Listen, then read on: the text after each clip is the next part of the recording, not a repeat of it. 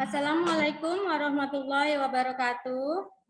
Selamat siang teman-teman semua. Alhamdulillah, terima kasih. Siang ini saya mengundang teman-teman untuk bisa menghadiri kegiatan yang saya lakukan dalam warahmatullahi wabarakatuh. Selesaikan tugas dalam diklat guru calon penggerak yang tengah saya ikuti. Tak lupa puji dan syukur kita panjatkan kehadirat Allah Subhanahu wa taala karena dengan perkenannya saya berharap kegiatan ini bisa langsung berjalan dengan aman tanpa ada kendala koneksi, sinyal, jaringan atau sebagainya. Sebelum kita memulai lebih lanjut kegiatan ini, mohon kiranya kita bersama-sama membaca doa untuk kelancaran kegiatan ini. Untuk yang muslim, saya persilahkan di dalam hati sebelumnya kita membaca basmalah. Bismillahirrahmanirrahim. Insya Allah acara ini diberi kemudahan. Tidak lupa saya sampaikan terima kasih terlebih dahulu kepada Ibu Kepala Sekolah di mana telah memberi waktu dan izin kepada saya untuk menyelenggarakan kegiatan ini dan mengundang Bapak Ibu guru yang mungkin waktunya dari pagi sudah dengan kesibukan mengajar di kelas. Penghargaan dan apresiasi sebesar-besarnya saya sampaikan dengan niat baik Bapak Ibu untuk mengikuti kegiatan Zoom saya ini. Kegiatan ini adalah bagian dari aksi nyata kami calon guru penggerak di mana kami diberi tugas untuk menyampaikan salah satu materi yang kami terima dalam pelatihan, khususnya materi modul 1.4 mengenai budaya positif.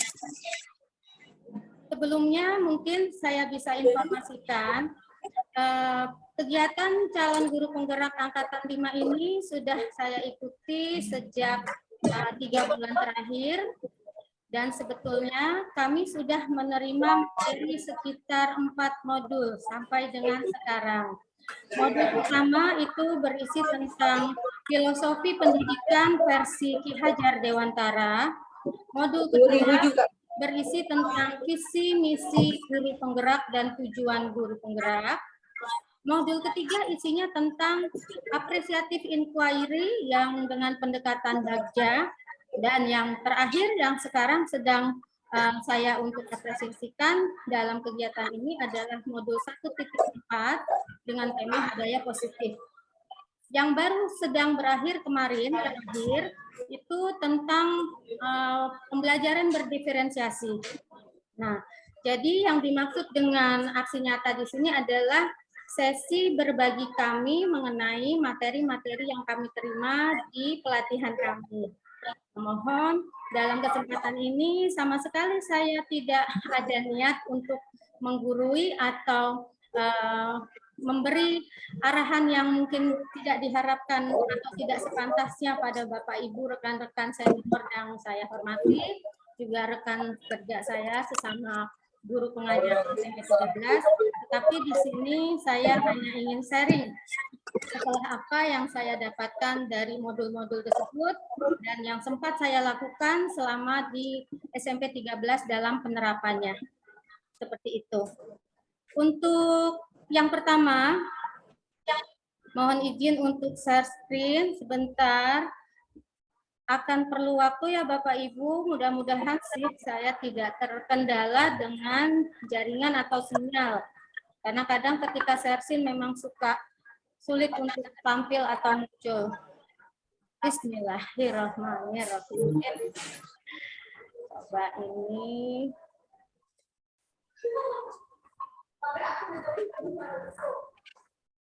Bentar ya Bapak Ibu, saya buka slide-nya.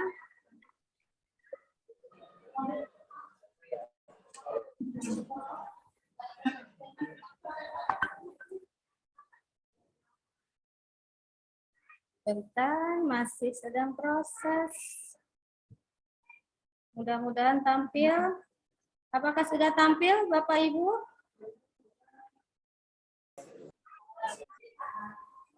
Sudah tampil mungkin tayangan saya?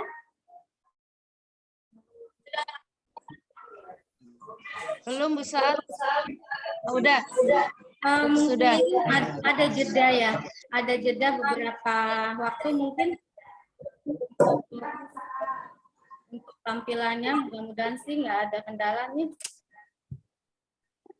Masih tampilkah kawan-kawan? Masih, Bu Saat. Jadi kalau di dalam penugasan yang saya lakukan adalah presentasi aksi nyata modul 1.4 budaya positif.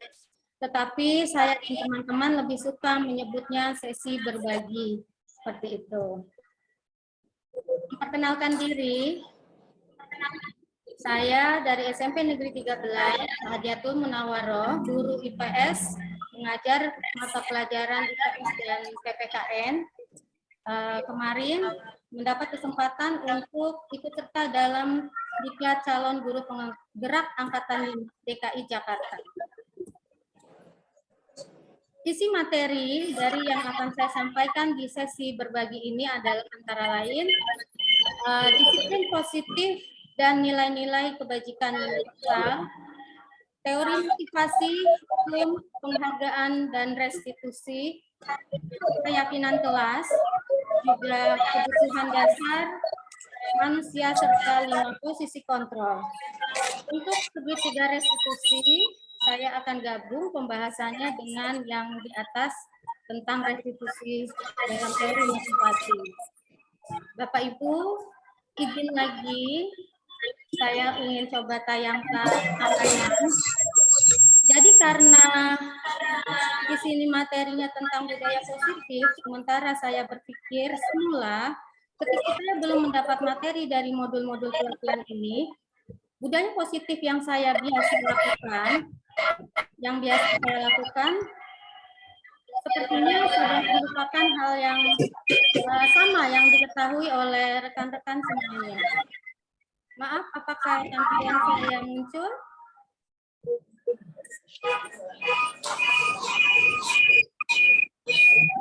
Bapak Ibu, apakah tampilan saya muncul?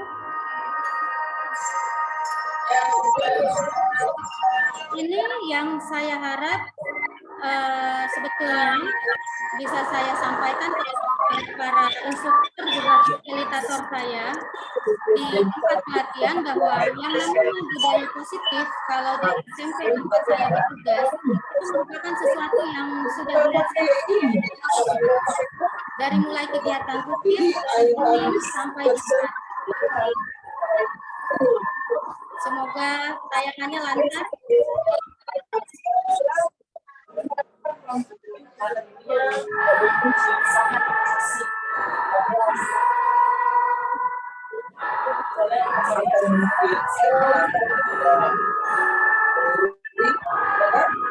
Jadi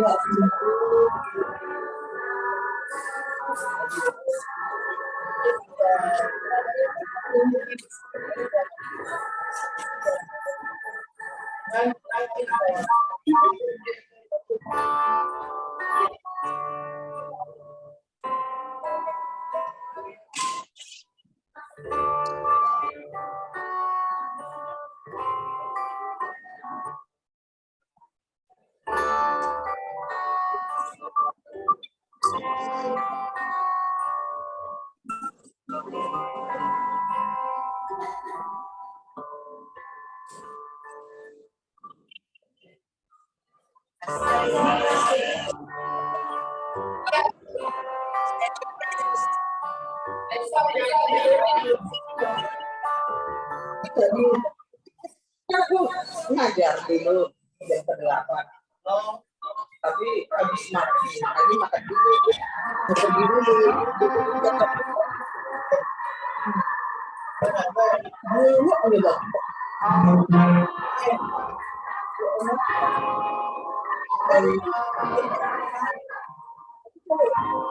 Satu tahun belum ada udah. Tahu yang agak bagus ini.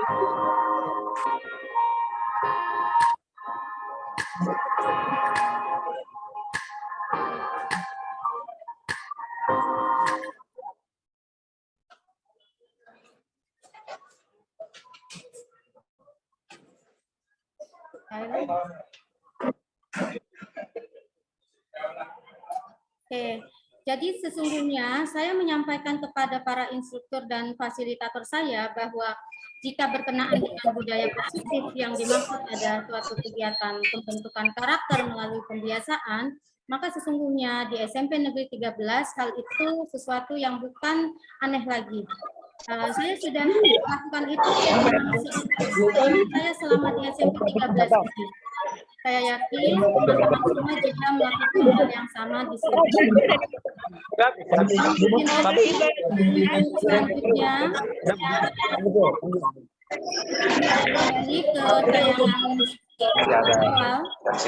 materi.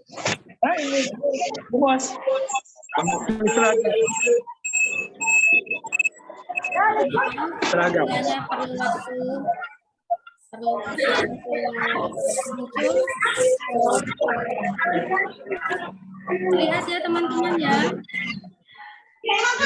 Tetapi setelah di dalam pelatihan, budaya positif kita tidak melulu seperti yang saya bayangkan, seperti tampilan saya hanya berupa kegiatan pembiasaan, berupa karakter, tetapi yang dimaksudkan budaya positif dalam diklat kami kemarin itu adalah semua hal yang juga berkaitan dengan keseharian siswa dalam pembelajaran, juga dalam bahkan dalam penilaian nantinya. Mungkin satu-satu akan saya coba sampaikan.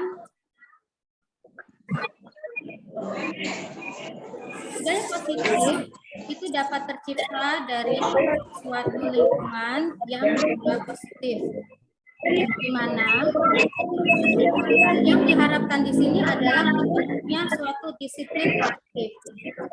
Jadi untuk bisa membentuk budaya positif, lingkungannya harus positif lebih dahulu, yang nanti kemudian menciptakan disiplin positif. Nah, cuma masalahnya yang saya amati dan saya perhatikan karena lingkungan situasi saya adalah di SMP Negeri 13 di mana ternyata input masih begitu bervariasi dan beragam yang dipengaruhi oleh latar belakang keluarga, lingkungan desa, kemudian juga mungkin tingkat sosial ekonomi orang tua. Maka untuk bisa menumbuhkan dan memunculkan budaya positif di sekolah itu memang sulit.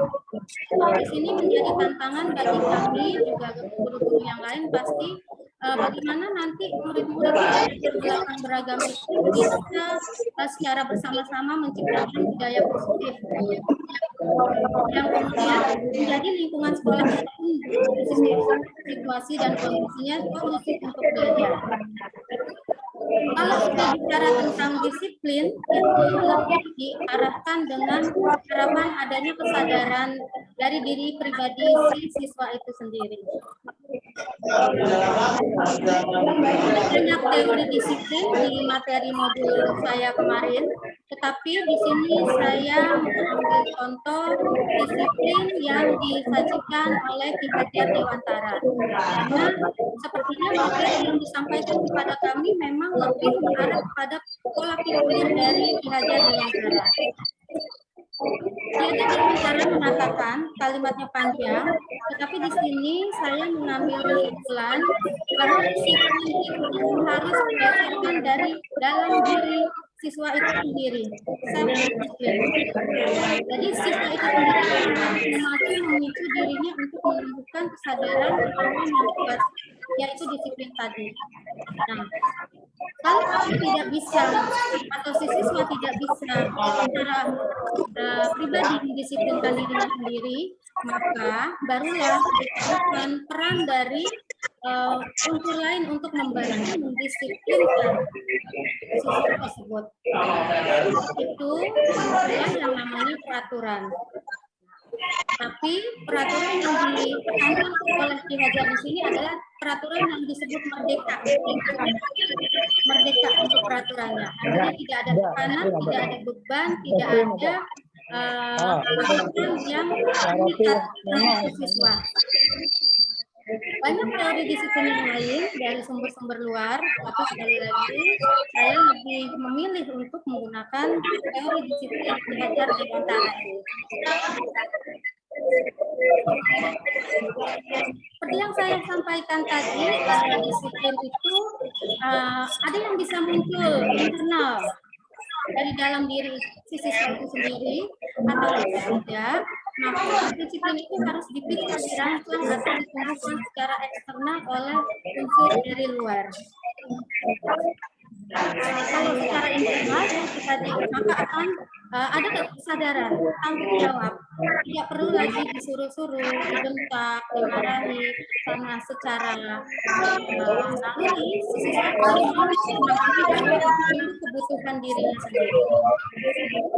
Sementara kalau eksternal, itu muncul karena ada pengaruh dari luar, seperti mungkin didisiplinkan.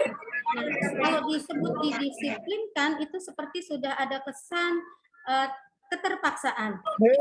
Lalu kemudian bisa disiplin karena ada peraturan yang harus diikuti atau tata tertib. Dua bentuk disiplin ini banyak kita temukan di dalam diri siswa-siswi kita. Pada dasarnya, ketika itu sudah ada di dalam diri mereka dan disiplin bisa muncul diterapkan, alhamdulillah sebetulnya tidak cukup. Tapi tujuan akhir adalah bisa membuat siswa itu memiliki disiplin dari faktor internalnya sendiri.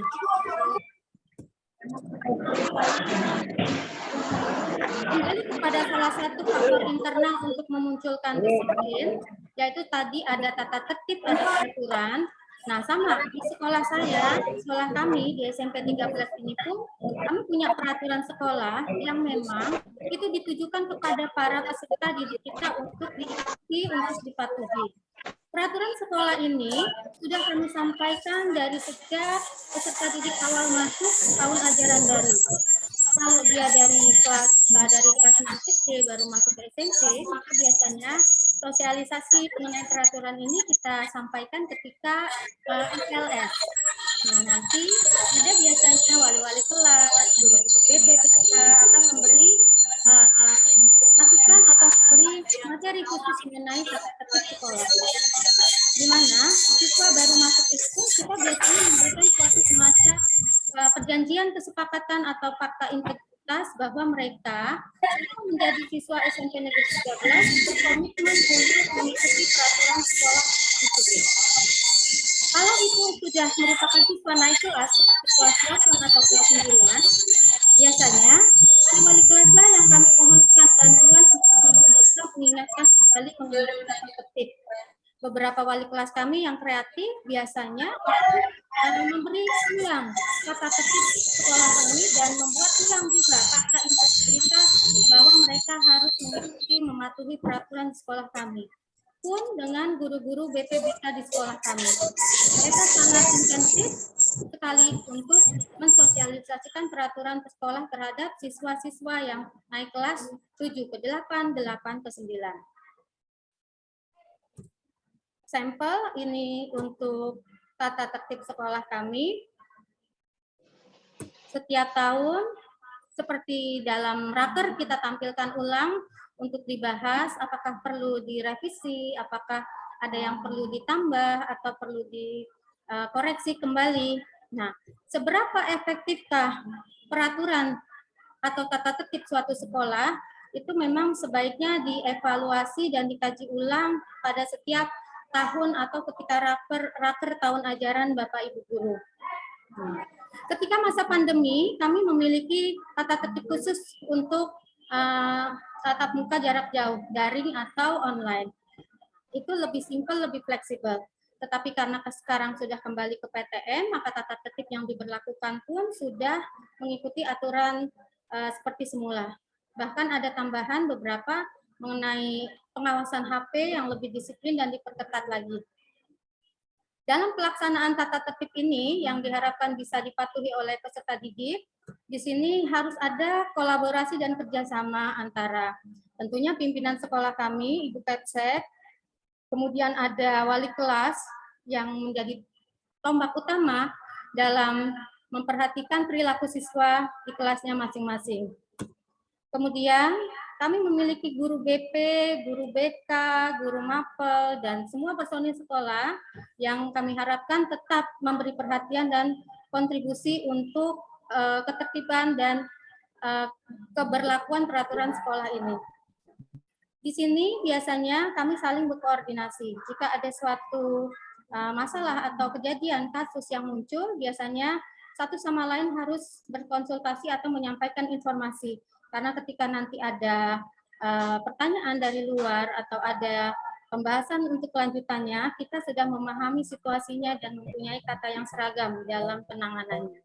Alhamdulillah, secara pribadi, saya selaku wali kelas, juga guru mapel, sejauh ini selalu merasa terbantu dengan koordinasi yang baik dalam penanganan kasus siswa, baik oleh sesama guru mapel lain, lain juga guru BP dan BK.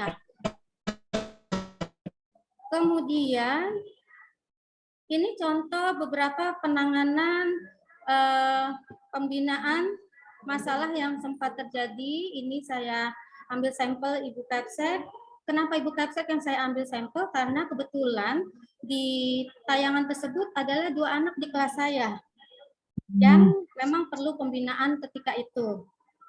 Saya hadir ketika itu, saya menyimak dan saya memberi penguatan untuk apa yang disampaikan Ibu Kapsek. Lalu kemudian ini penanganan kasus kami yang berkolaborasi, berkoordinasi dengan BPPK, di mana kebetulan kami menangani permasalahan yang sama dengan wali kelas lain.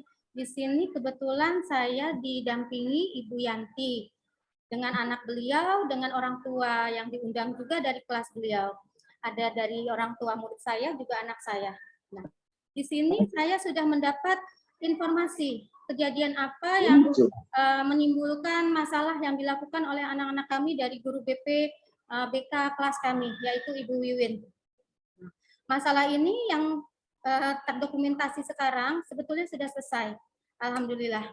Namun keberlanjutannya masih terus kita pantau dan kita lihat progres perkembangan dari tiap anak yang bermasalah ini.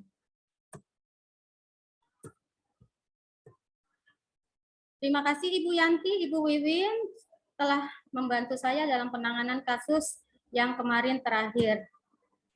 Selanjutnya, materi yang berikutnya adalah ketika akhirnya lingkungan positif sudah terbentuk, disiplin positif yang muncul secara internal sudah terbentuk, maka kemudian yang diharapkan muncul pada akhirnya dari siswa-siswi kita itu adalah yang disebut sebagai istilah kebajikan universal.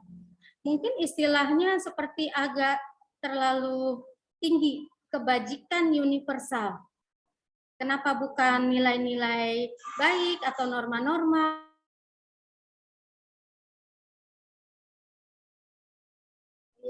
Mohon maaf, terima kasih. Hostnya sudah kembali ke saya, recordnya saya nyalakan kembali. Jadi suka mental karena sinyal seperti tadi, mohon maaf, mudah-mudahan nanti saya cek recordnya nggak hilang. Bentar. Oke, sudah sampai tayangan mana, Kang?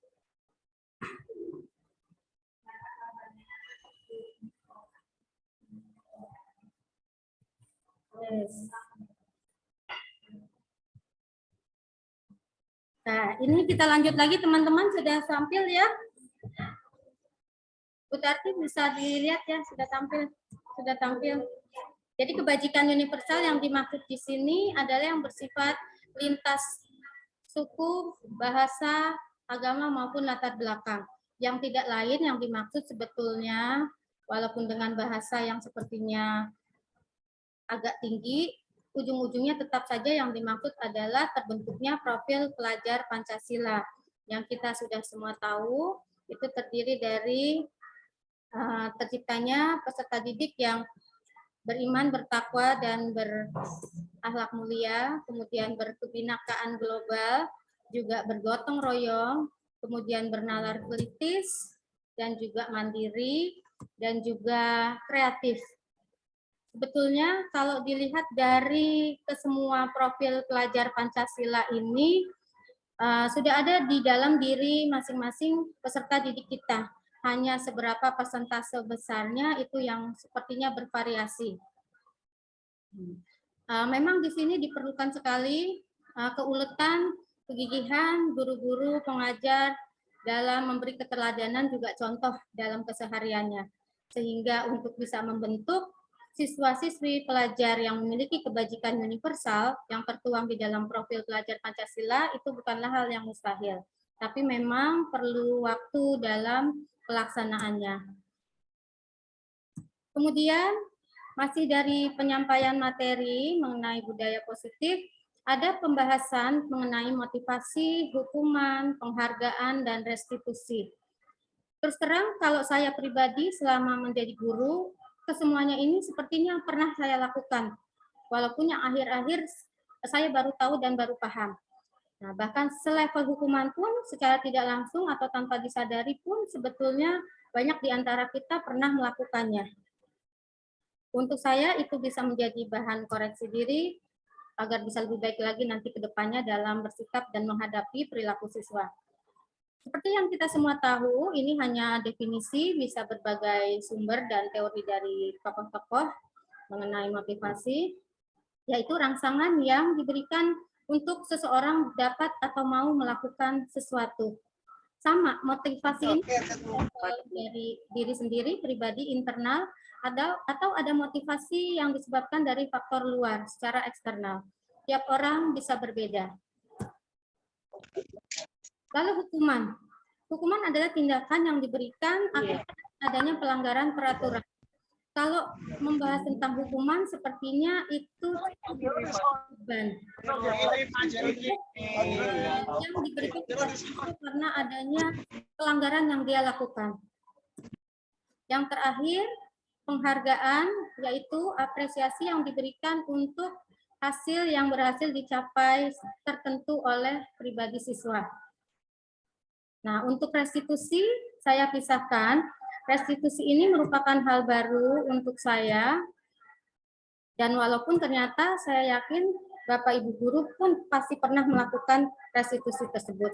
Ini contoh sampel pemberian reward di sekolah saya, di sekolah kami. Ini yang terbaru yang saya tampilkan.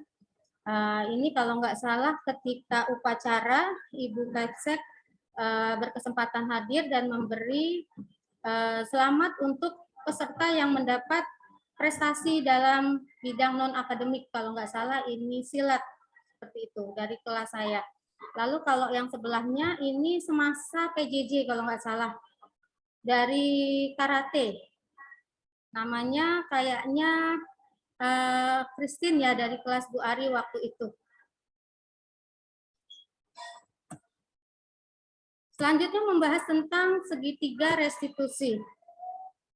Secara pemahaman, pengertian, segitiga restitusi ini adalah proses di mana kita sebagai guru itu bisa menciptakan kondisi yang memperbaiki kesalahan murid.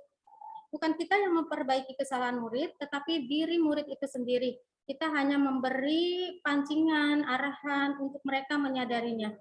Sehingga ketika mereka sadar mereka salah, mereka bisa kembali untuk bisa menjadi benar dan ke jalur semulanya lagi seperti apa. Seperti itu. Jadi restitusi itu semacam proses yang kita lakukan, kita berikan kepada siswa agar siswa menyadari kesalahannya.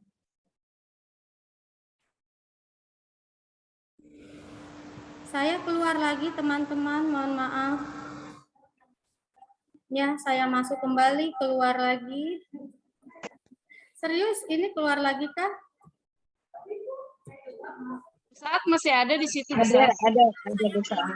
Masih ada. Soalnya layar saya kedap-kedip. Lanjut Bu Saat, masih bisa. Iya. Ya, kembali ke segitiga restitusi. Kemarin saya papasan jalan dengan Bapak Wakil Kurikulum. Dia agak nanya-nanya segitiga restitusi, saya langsung kaget. Waduh, saya aja belum paham banget Pak Toto. Jadi ternyata yang dimaksud segitiga restitusi itu tadi proses kita membuat siswa sadar. Yang pertama langkahnya dengan menstabilkan identitas si siswa. Lalu kemudian memvalidasi tindakannya yang salah. Kemudian menanyakan balik bagaimana keyakinan dia, bagaimana pendapat dan menurut dia.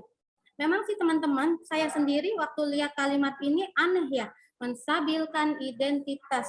Identitas distabilkan, emang dia labil, emang dia galau. Validasi tindakan yang salah. tindakan salah kenapa divalidasi, tindakan salah kenapa dibenerin, itu gitu loh saya tanya awalnya. Menanyakan keyakinan, oke lah kalau itu kan berarti kita menggali si anak untuk berpikir, emang kamu maunya gimana begitu, keyakinanmu apa, sepertinya bagusnya gimana, itu masih oke.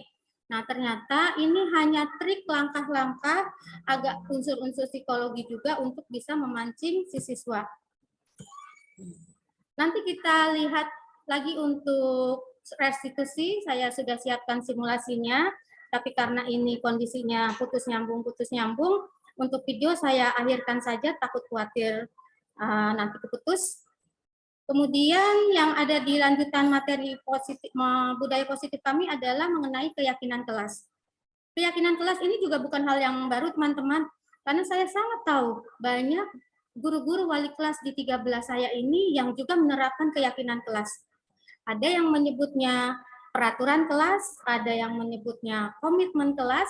Kalau saya sendiri, kenapa selalu menyebutnya kebajikan kelas?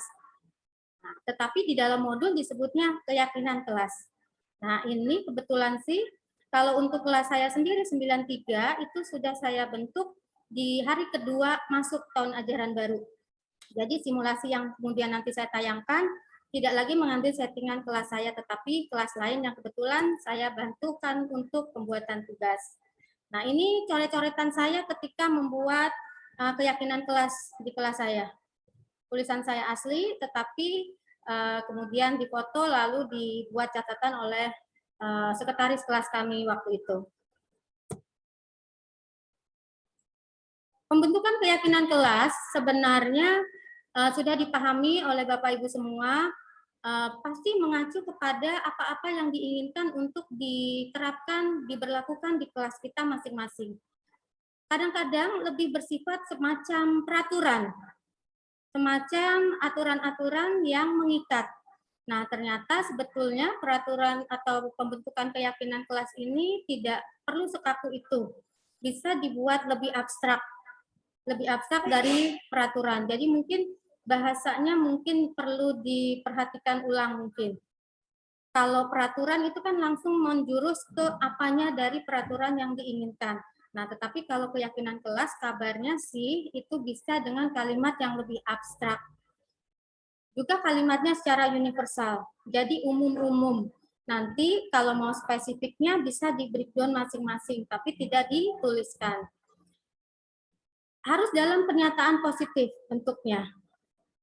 Dan jangan banyak-banyak, karena nanti sulit untuk bisa diingatnya. Kayak tadi saya cuma 4 item, terakhir mungkin menjadi 5 ada tambahan. Kemudian keyakinan kelas yang dibuat ini bisa dicoba untuk dilaksanakan, bisa coba diterapkan. Tapi kalau sepertinya mustahil atau apa, mungkin bisa dianulir atau dihindari dulu. Semua siswa di kelas diharapkan ikut berkontribusi dalam dari awal pembentukan peraturan kelas ini sampai nanti pelaksanaannya. Dan karena sifatnya fleksibel, di kemudian waktu mungkin bisa dikaji ulang, dievaluasi ulang, ditinjau ulang mengenai isi dari keyakinan kelas tersebut masih relevan atau perlu perbaikan. Kemudian ada teori yang perlu juga saya sampaikan karena di sini kita berurusan dengan peserta didik. Kalau Maslow, kita semua sudah tahu ya teori Maslow. Nah ini tumben yang disampaikan adalah 5 kebutuhan dasar versi Glasser. Di sini yang pertama bertahan hidup, survival.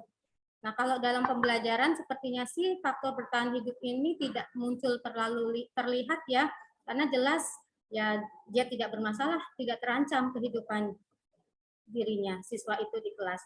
Yang kedua kasih sayang dan rasa diterima. Nah ada siswa-siswa di kelas atau anak di sekolah kita yang mungkin bisa kita lihat agak berbeda dari sikap perilakunya.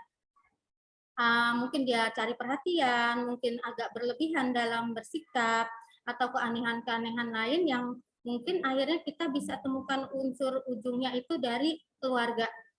Nah, ternyata anaknya kurang diperhatikan, orang tuanya sibuk, seperti itu. Yang ketiga, kebebasan atau freedom. Kebebasan ini berarti kadang-kadang siswa itu tidak ingin dikekang, tidak ingin disuruh-suruh, tidak ingin dipaksa. Dia ingin melakukan apa yang menjadi keinginan dasar dia, yang ingin dia lakukan dengan senang. Nah, tetapi kebebasan ini tidak bisa begitu saja kita biarkan, mengingat jika kebebasan siswa ini kita biarkan tanpa batas, khawatirnya akan mengganggu hak-hak dari siswa yang lain. Kemudian kesenangan. Siswa itu juga, peserta didik itu juga memerlukan kesenangan. Jadi dalam pembelajaran mungkin ada beberapa siswa yang mungkin saya sering temukan juga dalam pembelajaran saya ketika belajar. Dia kok kayaknya nggak semangat, tidur-tiduran, kelihatannya bosen, menguap. Nah, bisa jadi dia tidak terlalu senang dengan pelajaran yang model pembelajaran saya. Nah, hal ini yang kadang membuat saya mikir, apa ya yang kurang yang membuat saya tidak menarik untuk anak ini? Gaya bicara saya dalam penyampaian kah? Metode teknik saya kah? Atau dia sedang lelah, letih, kurang sehat? Seperti itu. Yang terakhir adalah penguasaan atau power.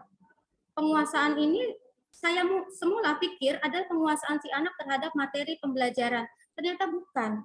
Penguasaan yang dimaksud di sini ternyata penguasaan dia punya sifat dominan terhadap temannya yang lain. Dan itu kadang-kadang anak menjadi lebih pede ketika dia mengetahui dia lebih dari temannya, mempunyai power ekstra, dan itu membuat dia lebih percaya diri. Seperti itu. Ini kalau menurut Glasser, 5 kebutuhan dasar manusia. Berlanjut, menyambung yang tadi, restitusi dalam peran kita sebagai guru. 5 posisi kontrol guru dalam melakukan tindakan restitusi, yaitu tadi membuat siswa berpikir mengenai apa yang telah dia lakukan, kesalahan yang telah dia perbuat, lalu bagaimana siswa itu sendiri yang bisa mencari solusi memecahkan masalahnya. Restitusi tadi. Guru dalam hal ini kita mungkin secara tidak sadar kita pernah berperan sebagai penghukum atau pembuat rasa bersalah terhadap siswa. Kadang kita juga berperan seolah kita teman bagi siswa. Juga yang pasti kita juga pemantau. Kita juga pemantau bagi siswa. Dalam hal ini paling tidak untuk memperhatikan tata tertib. Apakah siswa melanggar tata tertib atau tidak? Paling tidak memantau hal tersebut. Kemudian di level tertinggi, level yang diharapkan untuk bisa dilakukan oleh guru dan pengajar sebetulnya adalah yang diharapkan adalah sebagai manajer, di mana sama seperti dalam pola restitusi tadi, di sini kita tidak menjudge anak, kita tidak memaksa anak, tetapi kita mengkondisikan anak untuk bisa berpikir sendiri tentang apa-apa yang telah dia lakukan. Nah, untuk detailnya nanti bisa kita lihat satu persatu. Nah, yang mana ya yang pernah kita lakukan? Jujur, kalau saya, semua pernah saya lakukan dari kelima peran kategori ini. Ya, penghukum, saya sepertinya memang pernah menghukum, membuat siswa merasa bersalah, sepertinya pun saya pernah lakukan itu. Teman pun saya sering berperan seolah saya teman bagi anak-anak siswa saya. Pemantau itu sangat saya lakukan ketika saya bertugas sebagai piket, lalu manajer. Nah, manajer ini yang kadang-kadang memerlukan kontrol dan kendali diri saya ekstra karena memang harus lebih sabar, lebih bisa mendengar, menyimak penyampaian dari siswa seperti itu. Nah, disinilah saya lebih merasa teruji untuk di posisi level manajer. Penghukum, kalau kita sedang dalam posisi penghukum itu dalam artian kita bisa secara verbal atau fisik ya, yang mungkin kita lakukan, sering saya lakukan, bahkan itu mungkin secara verbal deh. Tidak sengaja, tidak niat, tetapi akhirnya kok saya menjadi seorang penghukum secara verbal. Nah, kata-kata, kalimat yang sudah menjurus posisi peran penghukum, ya seperti misalnya, kamu salah mulu sih, kamu lagi, bisa apa sih? Nah, yang kayak gitu tuh. Kadang-kadang mungkin itu tadi faktor kesabaran yang sedang uji atau memang faktor lain, kalimat-kalimat itu muncul verbal dan itu sudah menjadikan kita menjadi kriteria penghukum. Seperti yang mungkin tanpa kita sadari terucap pada siswa-siswi kita. Nah, biasanya kalau yang seperti ini ya memang siswa mau nggak mau ya ikutin aja apa yang dibilang guru kamu disuruh ini ya udah ikutin. Nah, akhirnya cuma begitu akhirnya untuk bisa dihentikan dari kegiatan penghukuman verbal tersebut. Selanjutnya dalam peran dilanjut dulu ya untuk hasil. Jika yang dilakukan adalah peran dalam posisi sebagai penghukum, maka siswa itu kemungkinan yang akan terjadi secara emosi seperti ini. Ya bisa jadi muridnya nggak terima sih. Mungkin dia diam, kayaknya nerima, kayaknya paham, tapi di dalam hatinya dia mungkin bergejolak sesuatu atau merencanakan sesuatu atau dia punya penilaian baru lagi yang mungkin lebih buruk seperti itu. Yang jelas emosinya kepancing jika kita berperan sebagai penghukum tadi. Selanjutnya, guru yang berperan sebagai posisi pembuat rasa bersalah. Saya pun kadang-kadang nggak sengaja pernah lakukan ini. Ngomongnya kalem, ngomongnya pelan, ngomongnya ngebujuk, tapi anaknya nangis. Nah, kok kamu nggak berubah sih? Kamu nggak kasihan sama ibu? Ibu kecewa deh nak sama kamu. Nah, omongan, kalimat yang memancing pola pikir siswa menjadi merasa bersalah itu membuat kita kriterianya dalam peran pembuat rasa bersalah. Akhirnya bisa jadi murid itu menilai dirinya sendiri lebih rendah. Muridnya frustasi, muridnya juga kecewa, dia juga sedih mengecewakan gurunya, seperti itu. Dan ini memang sepertinya trik yang kadang diterapkan oleh beberapa rekan guru. Selanjutnya, hasil jika kita melakukan peran sebagai pembuat rasa bersalah. Ya yang jelas itu tadi, ada rasa kekecewaan bahwa muridnya tidak bisa mencapai harapan seperti yang diinginkan gurunya. Akhirnya, antara dihukum dengan dibuat merasa bersalah, dampak mana yang lebih berat, itu yang memang harus kita pertimbangkan kepada emosi dan mental peserta didik kita. Takutnya emosinya terpendam, ditumpuk di dalam hati tanpa ada solusi. Nah, tiba-tiba meletus dan melakukan tindakan yang di luar dugaan kita semula. Peran kontrol guru yang berikutnya adalah ini apa ya?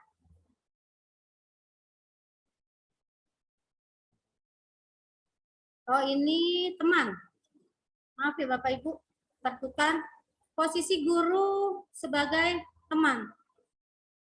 Nah, seolah-olah setara, lalu berbicara dengan unsur membujuk, suara lembut dan halus juga, seolah-olah CS, seolah-olah akan membantu, memberi kemudahan, seperti itu. Seolah-olah unsur negatif dari si siswa bisa diterima oleh sang guru. Sang guru seperti merangkul sang siswa. Siswa itu merasa nyaman memang pada awalnya. Ini ketika seorang guru berperan sebagai teman.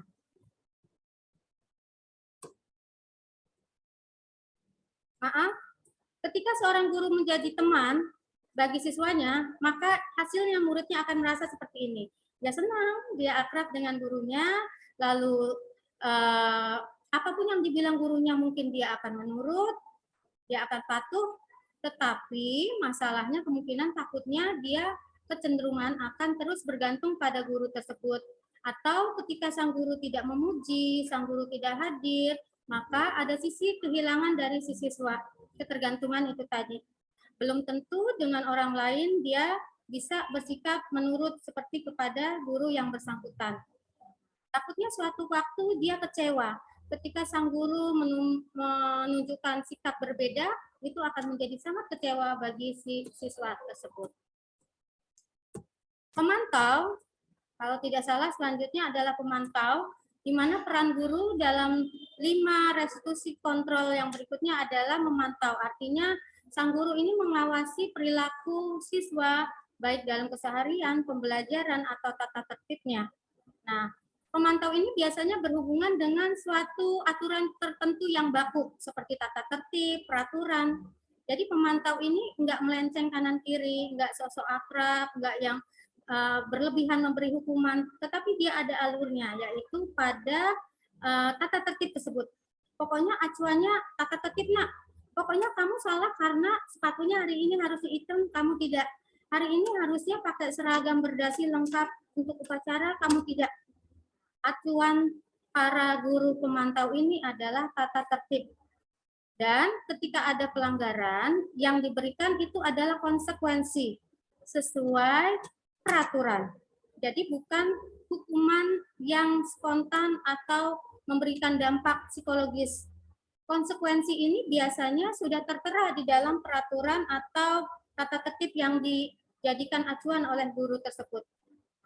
Murid pun tidak bisa mengelak, murid tidak bisa berkutik atau menghindari, karena sudah jelas. Hasil,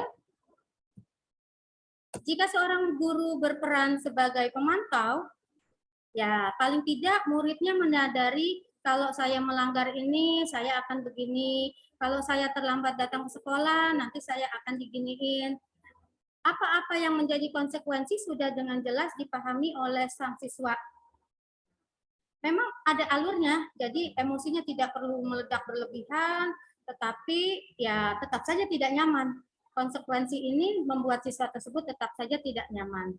Di lain waktu dia kemungkinan berusaha untuk mematuhi, di lain waktu pun bisa jadi dia masih tetap saja melakukan pelanggaran. Yang terakhir yang diharapkan untuk bisa diterapkan oleh para guru dalam bersikap kepada para siswa adalah sebagai posisi manajer, di mana di sini sang guru memberi kesempatan pada siswa untuk menganalisa dirinya, untuk mengevaluasi lagi dirinya, seperti dalam pola restitusi tadi.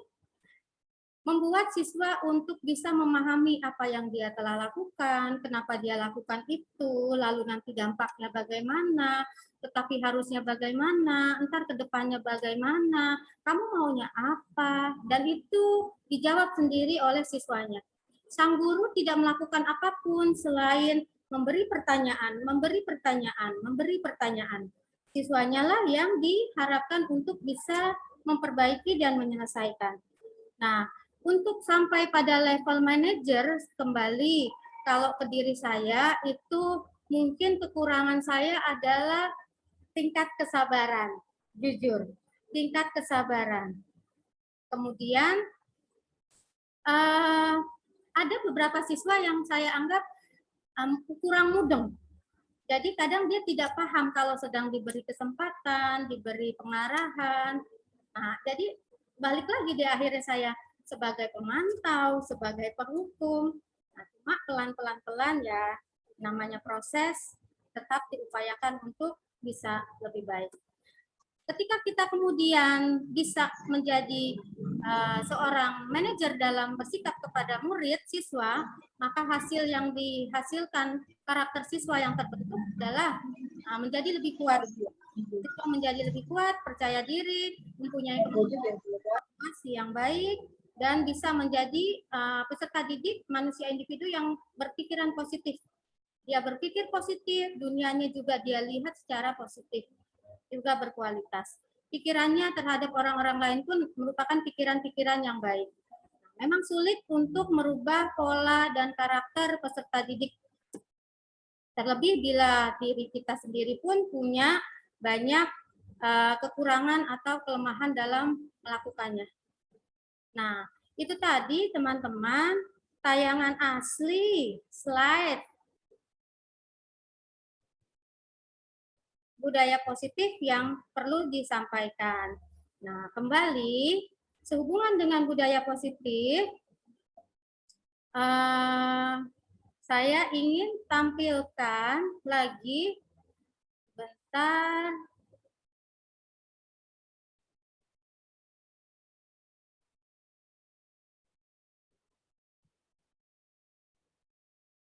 Mudah-mudahan sinyalnya mendukung karena ini kok agak hujan ya.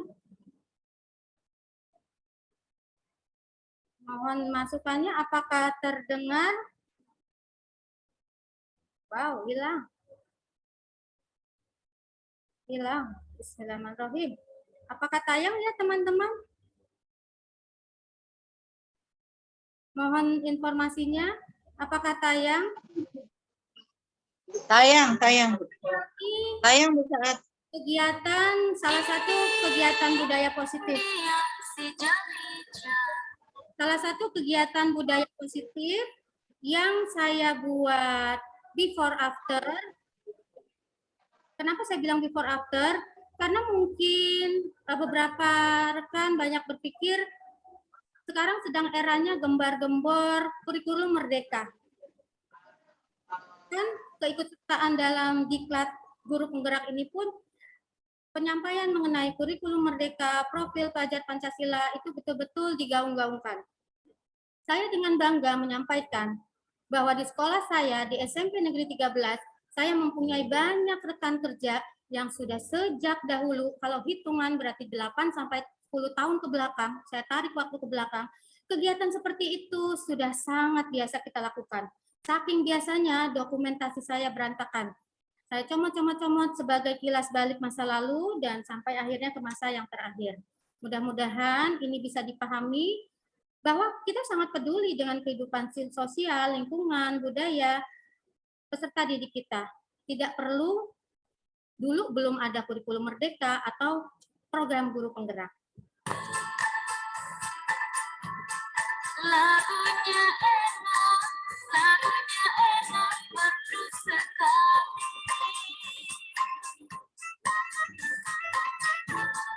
Ini dia si jam-jam.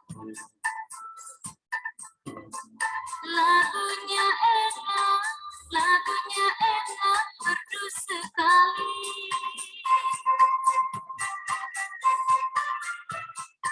Capek sedikit tidak peduli saya. Asalkan tuang senang di hati.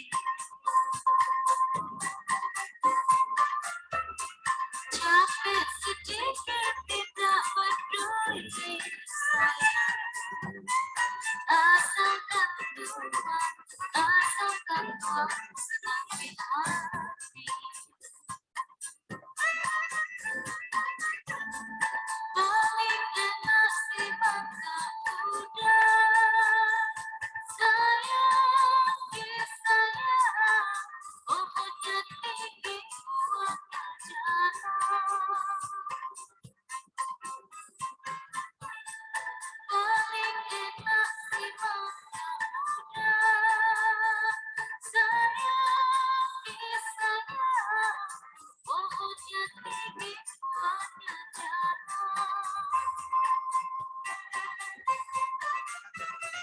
Palinglah enak si orang muda. Sayang, kemana pergi, tiada yang tahu. Halo? Apakah terputus?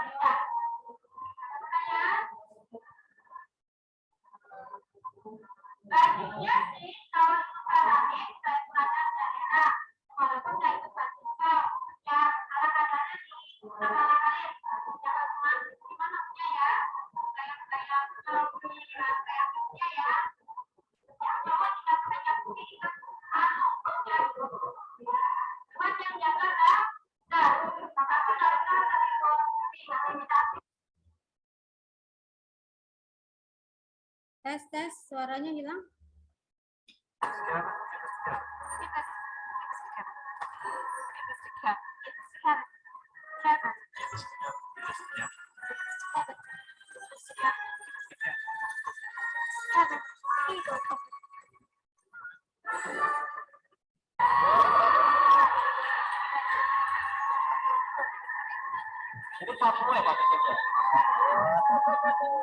Ada tepuk tangannya.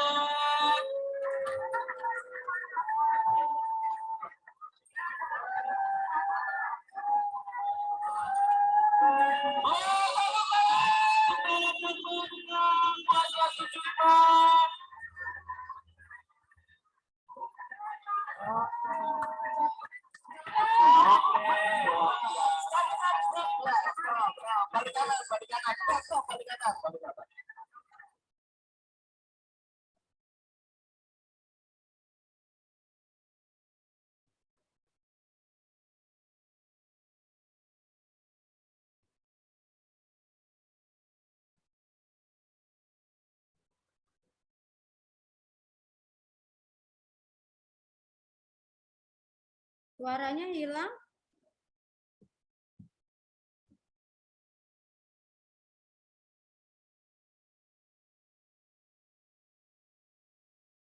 Ini mestinya ada suaranya ya Bapak Ibu.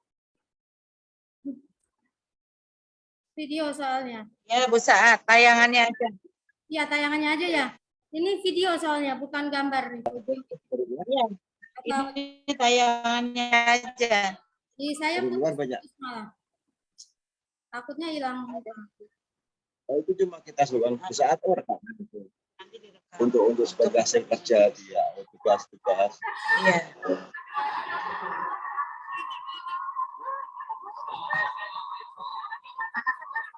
Ini yang kemarin lagi rapat terakhir sih.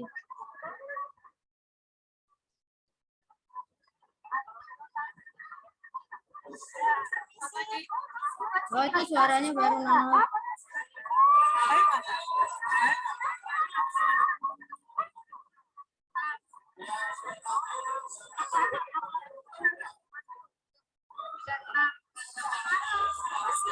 Simpati dan OSIS bawa tangannya. Bawa.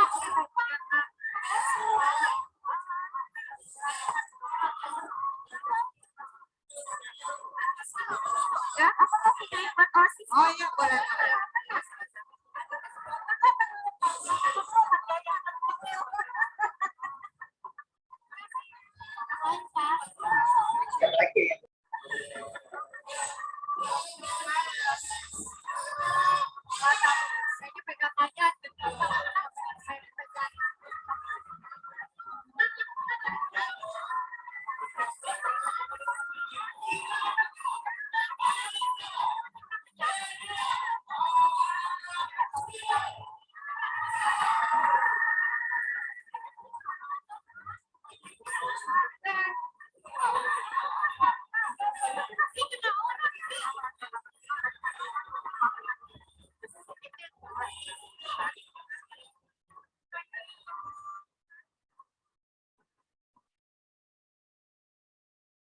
Oke, itu tayangan dari kegiatan terakhir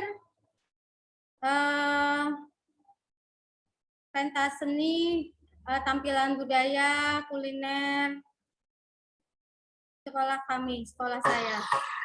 Nah, ini saya akan tayangkan simulasi dari tugas, sempat ada tugas, diminta kami untuk membuat simulasi restitusi. Nah, begitu deh. Mohon maaf, coba mana ya?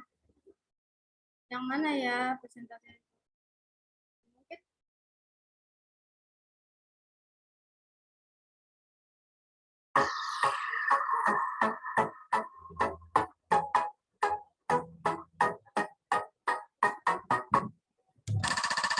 Jadi kita diminta membuat settingan penanganan kasus yang akhirnya saya melibatkan siswa membantu dalam prosesnya. Jadi saya tidak memilih kelas di mana kelas saya sedang ada jam. Biasanya sesudah itu saya minta bantuan 1-2 anak. Nah kebetulan kalau pas tugas restitusi ini saya lagi di kelas 93 sendiri. Ada kelas lain, tugas lain, ya saya tetap buat di kelas tersebut. Karena mengkondisikan waktu pembuatannya saja. Sebetulnya mau saya skip nih, biar nggak kelamaan untuk naskah. Agak memperlama, tetapi kemarin diminta tetap untuk ditampilkan naskahnya. Tetap ditampilkan teksnya. Cuma ya akhirnya agak lama memakan waktu.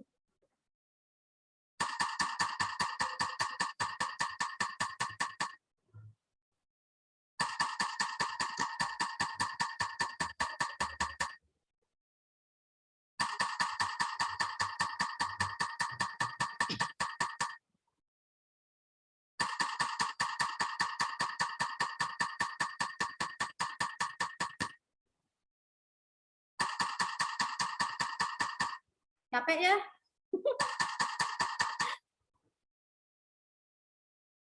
Ibu Saat adalah wali kelas Ira di kelas 93. Ira dilaporkan oleh beberapa guru kedapatan mencontek ketika ulangan pelajaran matematika, bahasa Inggris, dan IPA. Bu Saat kemudian memanggil Ira sepulang sekolah.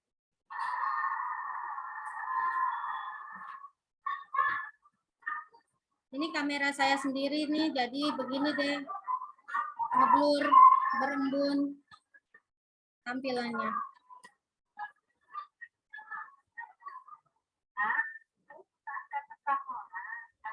Terus suaranya pelan.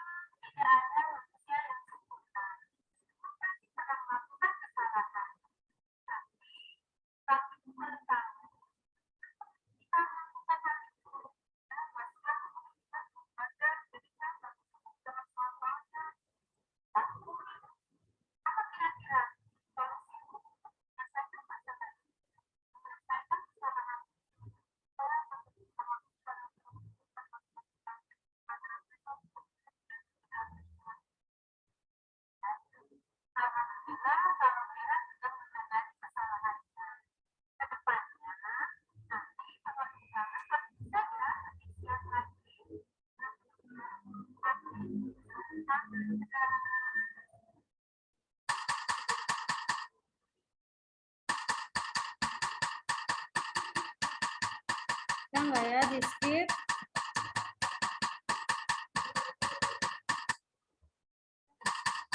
Bisa?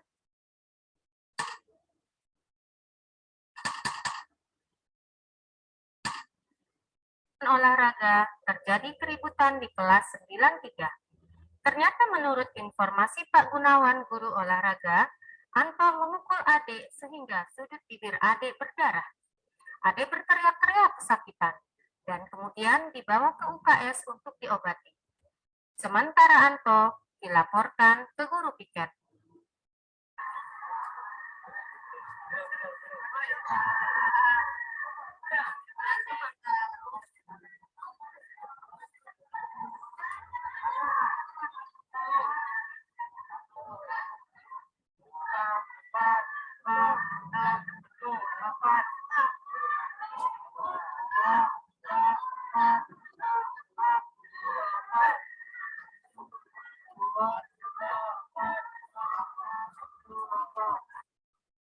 Coba ceritakan pada peserta.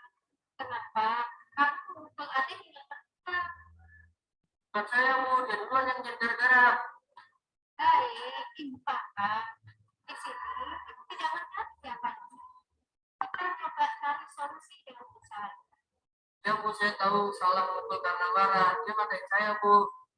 Wajar kalau kamu merasa emosi ketika seseorang tidak. Ya Bu, dia sering ngatain saya sekitar pesek. Nah, lalu bagaimana nih? Sekarang solusinya sebaiknya kamu harus bagaimana? Saya akan minta maaf kepada adik saya. Alhamdulillah. Baik, kalau kamu sudah menyadari. Sekarang nanti kita lupain dan meminta maaf. Ke depannya, bisa ya bergaul dengan lebih bersabar dan kontrol. Tidak usah. Wow.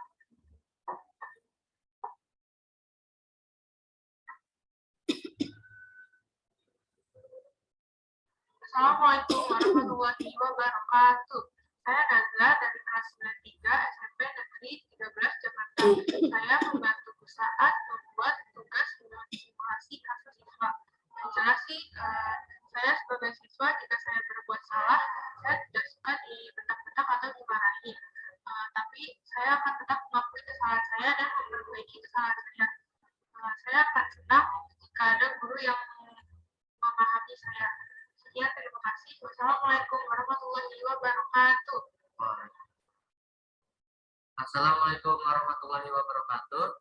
Nama saya Renja Diazam, kelas 93 SMP 13 Jakarta. Saya membantu perusahaan untuk membuat video simulasi penanganan siswa. Awalnya saya membuat video saat proses saya diulang-ulang karena saya tidak terbiasa. Tapi intinya kalau kita berbuat salah, kita harus mengakui kesalahan dan meminta maaf. Sekian, terima kasih. Wassalamualaikum warahmatullahi wabarakatuh. Dan itu penilaian dari fasilitator saya, katanya saya masih kurang ramah, masih galak. Nah, itu sebenarnya cuma karena saya sudah mengulang-ulang adegan pengambilan videonya. Kembali berhubung masih hujan, jika berkenan saya masih akan memberi tayangan dari tugas yang sempat saya buat. Nah, nggak tahu ya ini. Assalamualaikum warahmatullahi wabarakatuh. Belum di-share, maaf. Bentar, dia sudah bersuara. Ini kan? Bismillah. Assalamualaikum warahmatullahi wabarakatuh.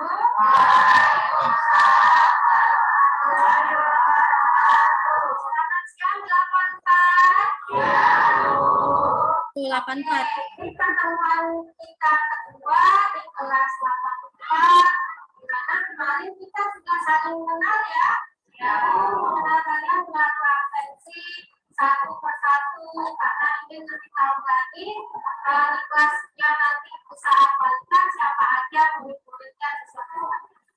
Nah, sekarang kalian semua sudah bersama di kelas 84 yang diwaliklasi diamanatkan kepada usaha.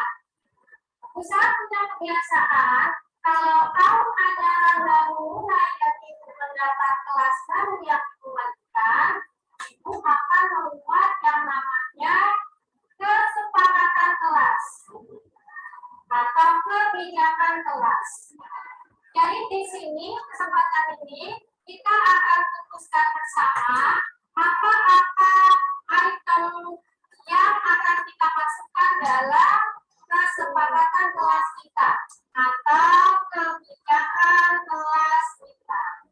Semua silakan berpartisipasi, silakan memberi masukan. Apa ya mau kelas kita bagaimana? Ya, menurutmu akan menjadikan kelas kita nyaman ke depan. Ibu menyumbang satu yang pertama. Ya, yang jelas Ibu mengharapkan kelas kita dalam keseharian belajar kita mengutamakan atau mengedepankan etika Sita,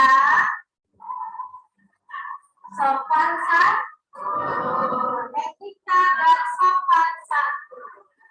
Jadi ketika bergaul, berinteraksi nanti sesama kalian, kalian dengan Bapak Ibu guru bisa menempatkan diri sesuai yang pertama ini. Berarti nanti ya, misalnya kita dengar bersama teman umum ngomong yang kurang layak di kelas. Nah, yang kedua, kira-kira siapa yang mau ngasih masukan? Boleh. Yo. Ayo.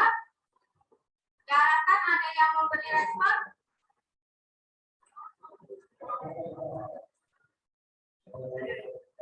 Ayo. Hah? Jujur dalam bertindak, bersikap. Oke. Lainnya?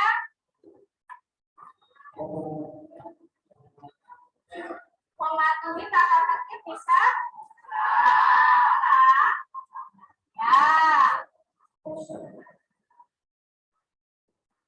Apalagi kira-kira? Gak apa-apa ya, cukup 5, 6 item sampai cukup. Semua bakalan berteman. Boleh hadir, jujur, adil, bertanggung jawab terhadap apapun yang kalian lakukan ya. Bagus, bukan berkembang. Lagi. Bagaimana kita bisa?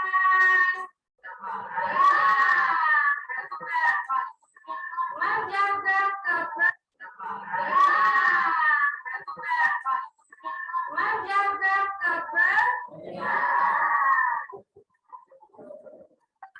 betul tahap penting nah banget menjaga kebersihan kelas bagus-bagus kalau tidak ada waktu kamu tetap memperhatikan ada lagi pintar satu memelihara kali ya memelihara menjaga merawat fasilitas kelas memelihara menjaga merawat fasilitas kelas lagi ini yang hubungannya dengan kelas dengan pelajaran ya selalu mengerjakan menjaga apa artinya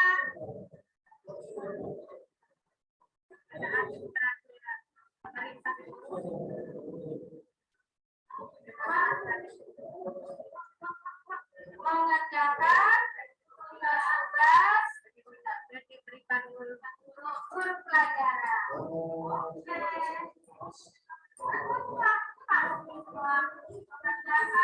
tugas dari guru pelajaran. Nanti pasti jelas ya. Oke, sekarang tercakup semua. Utamakan etika dan sopan santun, jujur, adil, tanggung jawab bersama, mematuhi tata tertib, menjaga kebersihan kelas, memelihara fasilitas kelas, dan mengerjakan tugas-tugas pelajaran. Ya, ini sementara kita sepakati. Ada yang sudah setuju? Kalau nanti diperlukan tambahan, kita fleksibel. Sepakat? Garis dicatat, nanti kita rapikan dalam bentuk yang menarik untuk dipasang. Oke, terima kasih untuk waktunya. Sekarang kita lanjutkan pembelajaran. Oke, baik. Itu teman-teman. Sebetulnya saya masih ada tayangan simulasi berkenaan dengan pemantau, lalu juga masih ada sehubungan dengan peran kontrol eksekutif sebagai teman, juga penghargaan atau reward. Tapi mengingat waktunya dan kita harus ada sesi untuk memberi saran masukan, maka mungkin di lain kesempatan saya bisa tayangkan simulasi-simulasi saya yang lainnya. Nah, kepada teman-teman mohon arahan, masukan, koreksi dan kritisi yang bisa saya peroleh untuk kedepannya bisa membuat saya lebih baik lagi. Mengingat saya di sini melihat rekan-rekan senior saya bisa hadir, bisa memberi saya mungkin 1-2 tips kedepannya harus bagaimana dari pengalaman-pengalaman yang mungkin rekan-rekan miliki kedepannya bisa saya aplikasikan. Mungkin ada dari Bapak Ibu yang berkenan untuk memberi masukan dan saran.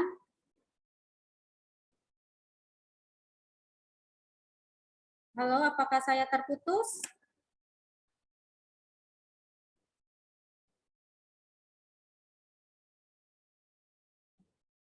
Bapak Ibu, apakah saya terputus? Saya sepertinya nge-freeze. Masih terdengar Bu Saat suaranya. Alhamdulillah, berarti sepihak di sini saja saya tidak bisa mendengar. Mungkin ada yang mau memberi masukan, saran, usulan. Karena walau bagaimana mengikuti pelatihan mana saja, tetapi pembelajaran pertama saya adalah saya dapatkan dari rekan-rekan senior, rekan-rekan di SMP. Bu Ici boleh mungkin masukannya, Pak Haji Daliman, Bu Eli. Alhamdulillah Ibu Bapak Wakil hadir.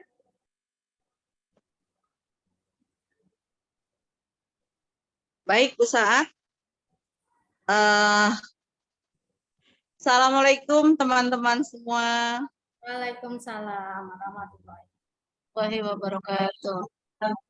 Saya sebagai guru SMP Negeri 13 Jakarta, teman Bu Saat merasa bangga sekali dengan adik saya ini yang luar biasa memaparkan semua yang terlaksana di SMP Negeri 13 dengan baik dan dengan sangat menarik. Itu yang akan saya katakan Bu Saat. Ini pujian dari saya dari hati yang terdalam. Guru penggerak seperti inilah yang mungkin diharapkan oleh pemerintah kita, oleh negara kita, sehingga akan muncul nanti generasi-generasi berikutnya yang luar biasa juga akan mencontoh dari generasi yang sudah tampil ini. Nah, yang telah dipaparkan oleh Bu Saat luar biasa, dan itu sudah terlaksana di sekolah kita. Adapun satu pembiasaan yang kita lakukan, ini semua berharap agar anak-anak kita bisa disiplin dan bisa mencari jati dirinya sehingga bisa hidup di dalam masyarakat. Ketika dewasa nanti, anak didik kita bisa bersaing, bisa bekerja sama, bisa hidup tentram dengan lingkungan sekitarnya. Itu yang kita harapkan. Masukan dari saya itu saja Bu Saat, dan sekali lagi saya katakan bahwa inilah contoh dari guru penggerak yang terlahir dengan bangganya dari SMP Negeri 13. Mudah-mudahan semua generasi berikutnya, adik-adiknya akan menjadi guru penggerak yang luar biasa juga. Itu saja. Wabillahi taufik wal hidayah. Wassalamualaikum warahmatullahi wabarakatuh. Waalaikumsalam warahmatullahi wabarakatuh. Terima kasih Bu Ici untuk masukannya. Terima kasih, meskipun sebetulnya penyampaian saya sangat terbata-bata dengan sedikit kepanikan sehubungan dengan jaringan, koneksi, tayangan, seperti itu. Insya Allah, seperti yang saya bilang, dimanapun kita bisa belajar, di diklat manapun bisa kita ikuti. Tapi bahan belajar saya, sumber belajar utama saya adalah dari rekan-rekan senior saya yang sudah dari awal dahulu memberi bimbingan kepada saya untuk semua yang akhirnya saya bisa lakukan sekarang ini. Mungkin ada lagi dari rekan lain yang memberi masukan sebagai tambahan sebelum saya tutup sesi berbagi ini.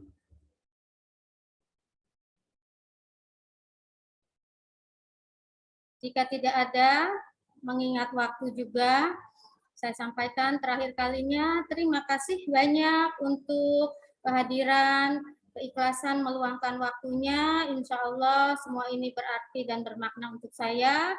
Terima kasih. Semoga Bapak Ibu guru selalu diberi kesehatan, semangat untuk kedepannya kita sama-sama mendidik generasi muda kita, generasi anak negeri kita menjadi lebih baik lagi. Baik, kita tutup sesi pertemuan berbagi dari saya kali ini dengan sama-sama membaca hamdalah. Alhamdulillah. Alhamdulillah. Terima kasih Bapak Ibu untuk keluangan waktunya. Terima kasih sekali lagi. Tidak ada yang bisa saya sampaikan. Wassalamualaikum warahmatullahi wabarakatuh. Waalaikumsalam warahmatullahi wabarakatuh.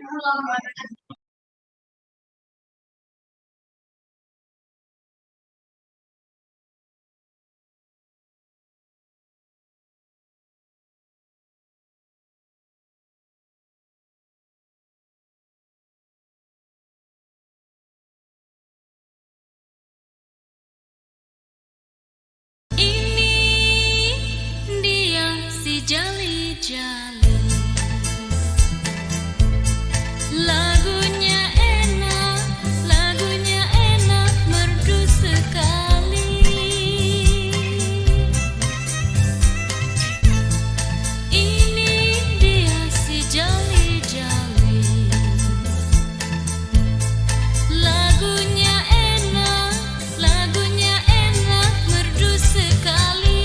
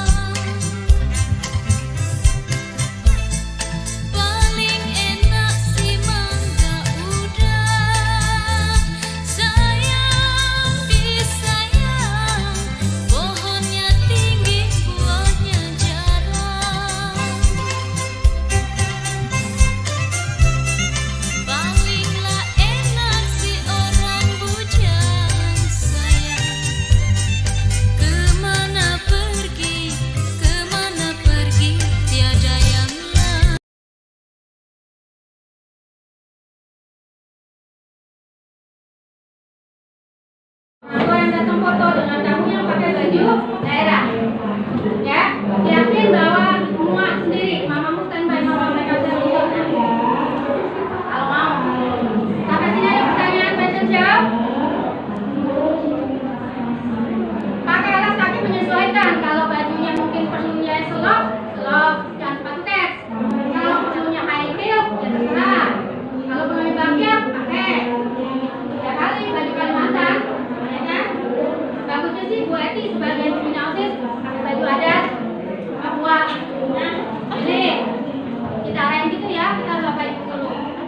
Nah, tanya lagi, Pak Ibu udah paham? Oke, siapin minum apa seminggunya, bawa taruh di depan lorong aula tuh. Ya, jadi nggak lagi keluar nyari-nyari ambil. Yang bazar paham, cuma itu aja. Jam 11 kamu harus udah beberes meja, rapi-rapi, nggak ada sampah. Nanti urusan ngangkat meja nggak usah. Pokoknya perabotannya, sampahnya, barang-barangnya laku enggak, habis enggak, dirapikan. Ada pertanyaan? Bajunya sih kalau Ibu saranin baju adat daerah, walaupun nggak ikut fashion show, ya ala kadarnya di ala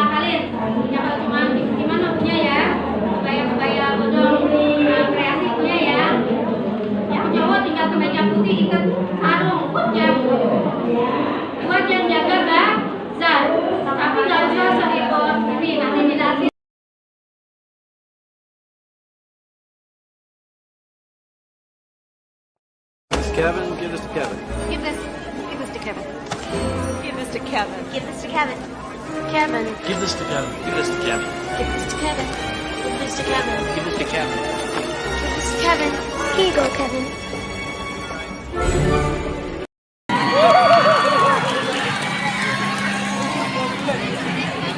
Ini 40 ya Pak Cecep ya? Mana tepuk tangannya? Tepuk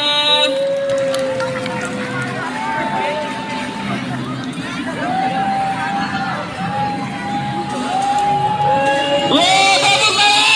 Tangan yang meriah buat 275.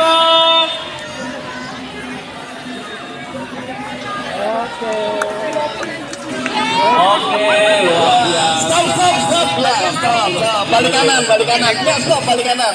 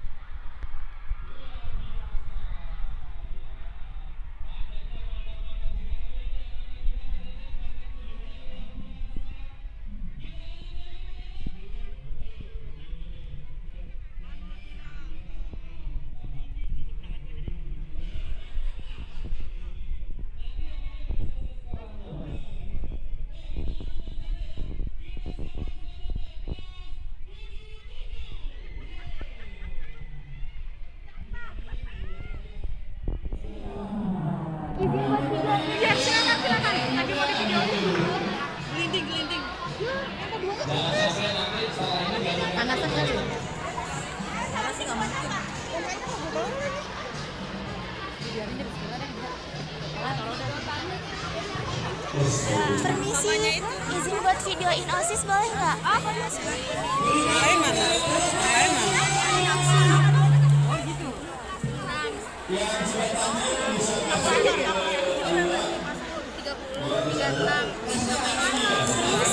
izin buat videoin OSIS nggak apa-apa kan ya? Nggak apa-apa. Permisi.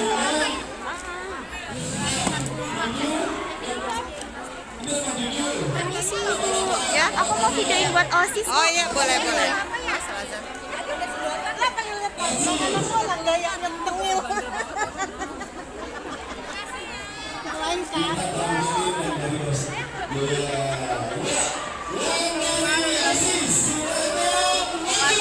Saya pegangannya dendam.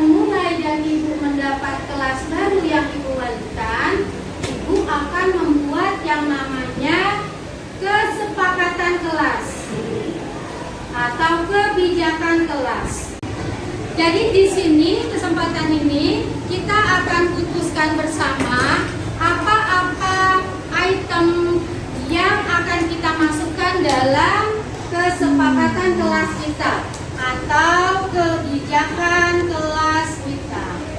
Semua silakan berpartisipasi, silakan memberi masukan. Apa ya mau kelas kita bagaimana yang menurutmu akan menjadikan kelas kita nyaman ke depannya. Ibu menyumbang satu yang pertama. Ya, yang jelas Ibu mengharapkan kelas kita dalam keseharian belajar kita mengutamakan atau mengedepankan etika, sopan santun, etika dan sopan santun. Jadi ketika bergaul, berinteraksi nanti sesama kalian dengan Bapak Ibu guru bisa menempatkan diri sesuai yang pertama ini. Nggak ada lagi nanti ya, misalnya kita dengar sesama temanmu ngomong yang kurang layak di kelas.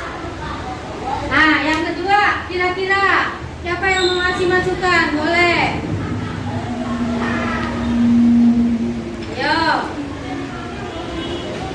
Ayo. Diharapkan ada yang memberi respon.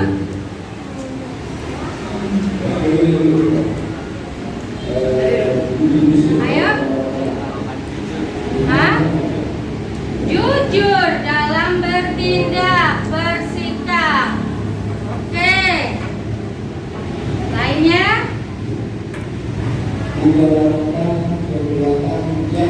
Mematuhi tata tertib bisa? Sekolah. Ya. Apalagi kira-kira? Nggak usah banyak-banyak, cukup 5-6 item, 6 poin cukup.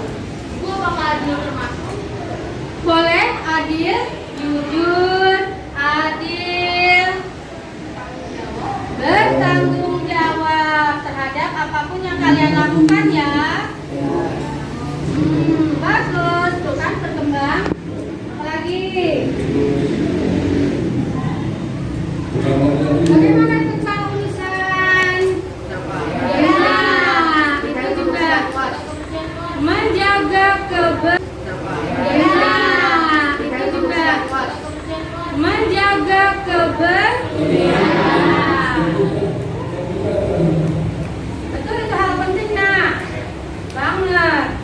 Menjaga kebersihan kelas. Bagus-bagus kalau di lingkungan luar pun kamu tetap memperhatikan. Ada apa lagi? Tidak, satu-satu. Memelihara kali ya. Memelihara, menjaga, merawat fasilitas kelas. Memelihara, menjaga, merawat fasilitas kelas. Lagi, ini yang hubungannya dengan kelas, dengan pembelajaran. Iya, Selalu mengerjakan tugas. cakep. Apa artinya? Menaati peraturan perintah.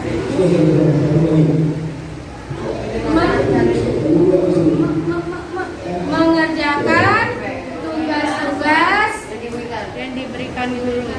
guru pelajaran. Oke. Betul semua, ini masuk semua. Mengerjakan tugas dari guru pelajaran. Nanti pas diketik lebih jelas ya. Oke, sedang 6 tercakup semua. Mengutamakan etika dan sopan santun, jujur, adil, tanggung jawab dengan teman-teman, mematuhi tata tertib, menjaga kebersihan kelas, memelihara fasilitas kelas, dan mengerjakan tugas-tugas pelajaran.